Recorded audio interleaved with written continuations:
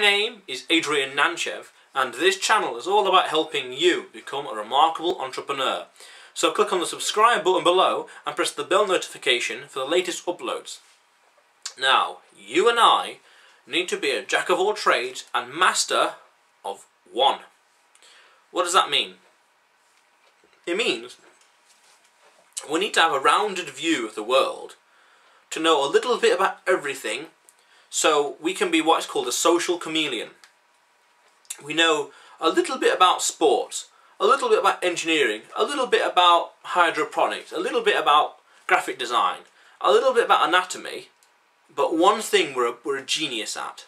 So we can go into these places in society, for example a pub or a networking event, and if someone's a graphic designer, we can comfortably talk about what they know on a general level.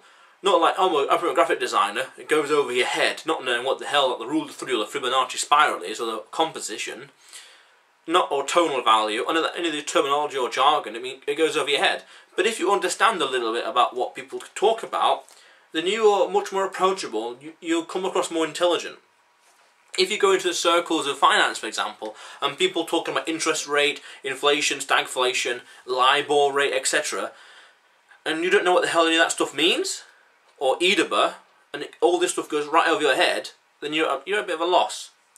Because I also find that when you can talk to people about stuff, just like being a Renaissance man, where you're a professional at one thing, but you know a little bit about everything, you don't know nothing, but you know a comfortable amount, just a conversational amount.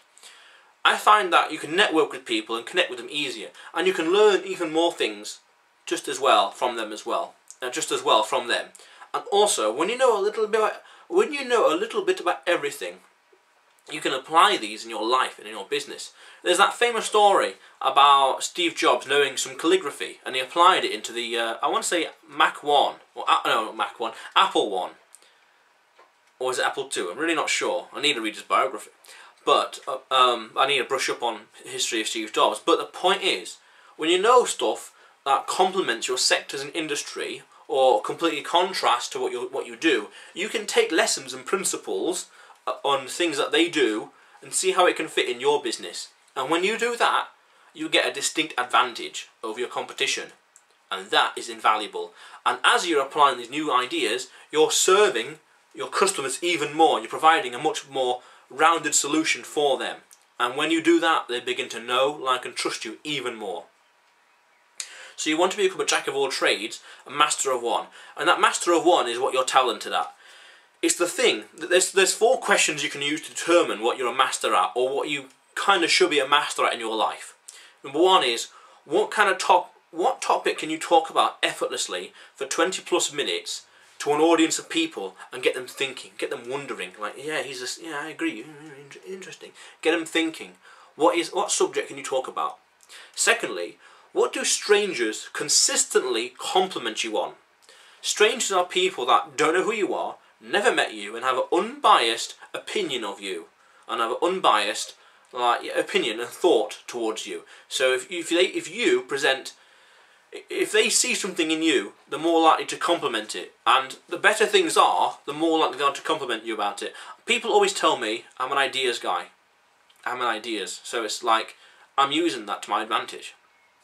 I'm recognising that. And I'm about to write a book on about how to come up with loads of ideas for content marketing in a business sense. So I'm looking forward to that. In fact, I'm applying that strategy for this YouTube channel. So it's interesting stuff. So, what kind of environment, third question is, what kind of environment did you grow up around? Because your personal history affects who you become today. So if there was an experience in your younger life, whether good or bad, that helps shape who you are today. And it's worth identifying them and thinking critically and analytically and objectively, objectively, how did that affect me? How has that made me become who I am today? I'm trying to think of some examples from my childhood. There was one time, probably in 2002 or 3, that I used to go with a few of the mates to this weekly championship, this tournament thing in in a town not far from where I lived. It was Yu-Gi-Oh cards. You had like 3 rounds against random people, whoever went there. And there was this one time I brought some cards in packs, little sleeves. And I used to sell them for like £1 each. On that day, I was like 9 years old, I made 12 quid selling these things. And it's like, that is probably an early indication of who you are today. I find that every now and then, especially when you're younger, you have this kind of like moment of pure geniusness, where it's like who you are being enacted in what you're doing, and it's like a moment of genius where you are way above your age and it's way above your time, and it's like that kind of behaviour, like way behind me now, but back then it was way above me.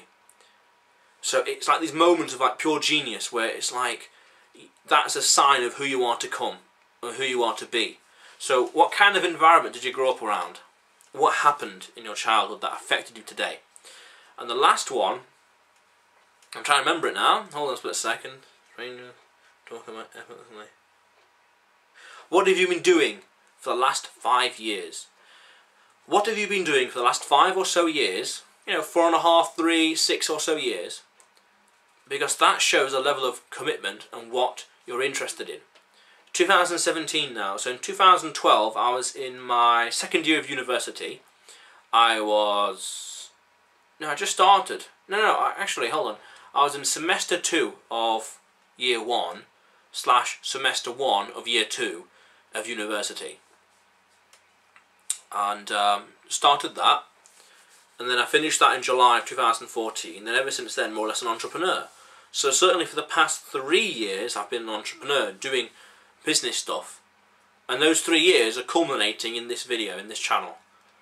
And because what you've been doing for the past few years, it helps to shape who you are today more recently, and it shows what you're committed to, and it shows what kind of things you've done in your recent history that you can talk about now. Because things that have been done, say, 7 years ago or 10 years ago aren't overly applicable, or don't really determine who you are today per se. I mean, like, you could go back maybe 10 years, depending on what you've done and how much life. I'm 23, so at age 13 I wasn't really doing much. Age 14, 13 I wasn't really doing much.